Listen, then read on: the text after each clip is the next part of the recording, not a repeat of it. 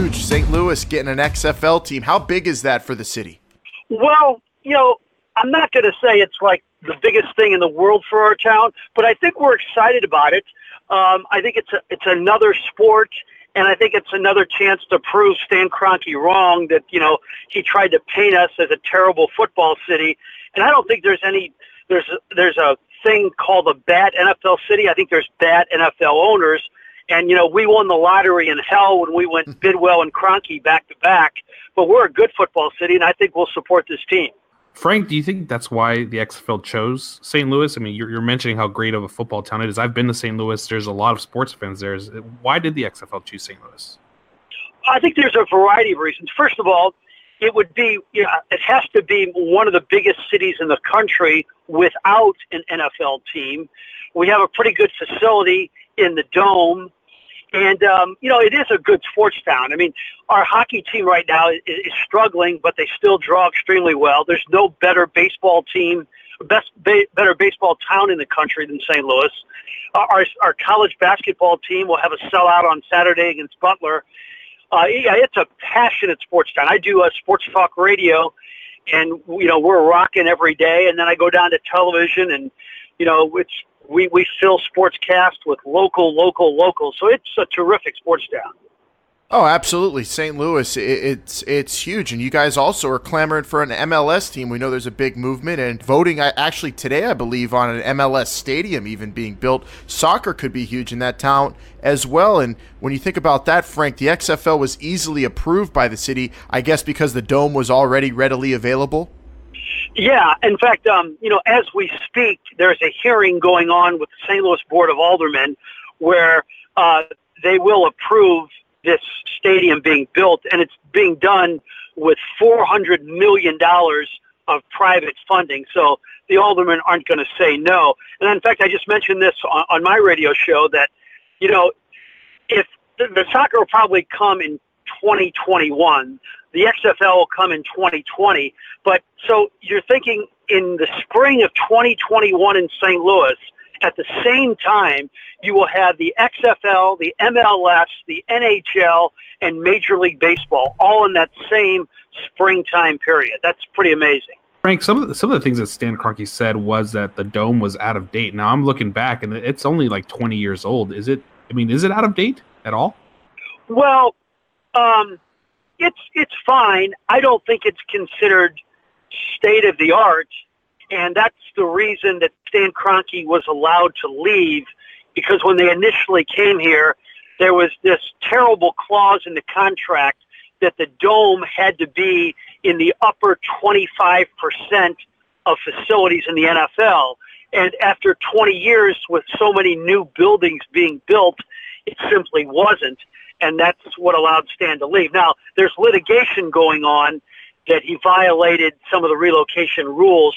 He lost a lawsuit yesterday in St. Louis with the PSL holders, and he'll lose a lawsuit with, violating the relocation law. So he's going to lose a couple $100 million, I think. But in terms of the actual facility, it's fine. It's not outstanding, but it's better than many, and just not as good as all of them.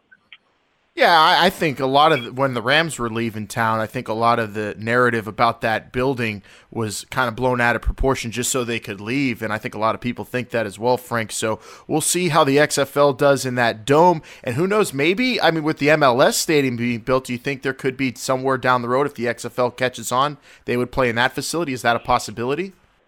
That's interesting, because the soccer stadium is going to seat in that 20 to 25 range, and I think that's would be kind of a target attendance for the XFL. I don't want to, say that they're going to draw 40,000. So maybe that'd be an interesting setup. Of course, game-wise, you'd be playing during the same season, so it may be difficult to schedule. I think, look, I talk with the people that run the Dome, and I think they're prepared to handle this and do it in a real professional way like they always have. Any word on a team name when the news broke to you, Frank, or do you know how those will be determined, the St. Louis football team name in the XFL? I don't. One suggestion was Stallions, that was going to be the expansion team that St. Louis was originally going to get before they lost out, to Jacksonville, and then they had to, go get the Rams. There's really no movement on that front. We just know this, that Vince McMahon is going to own the team. He's going to own all 8 teams, and then it'll be local ownership, local management. They'll hire a president from St. Louis, GM and coaches, and it'll be a St. Louis operation, but it'll all be owned by Vince McMahon. Yeah, Frank, you mentioned that yesterday. I saw on the broadcast on your local affiliate there. Is there any word on has anyone agreed to actually manage a team, or who they're looking at? Any specific names or anything like that? No, I just know.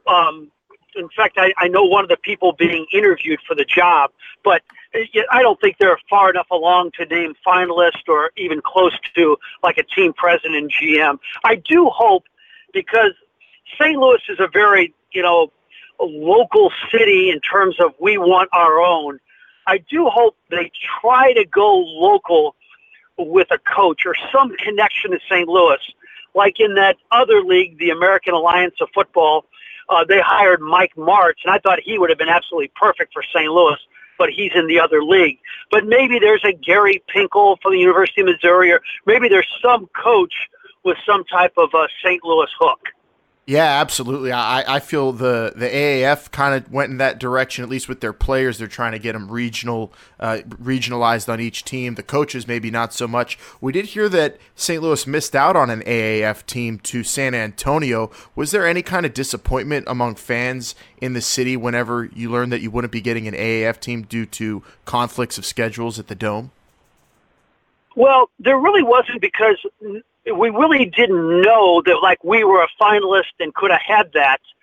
And I do think, look, I'm excited about the XFL coming to St. Louis, but the possibility of getting Mike Martz here would have been really special. And he would have loved to have come back here because he loved the city, and for the most part, he had a great experience. He's like one of the more underappreciated NFL coaches of all time. The man's 20 games over 500. He created the greatest offense in the history of football, and yet he didn't get a second chance where you have all these mediocre hacks get second and third chances. It's the eighth wonder of the world to me.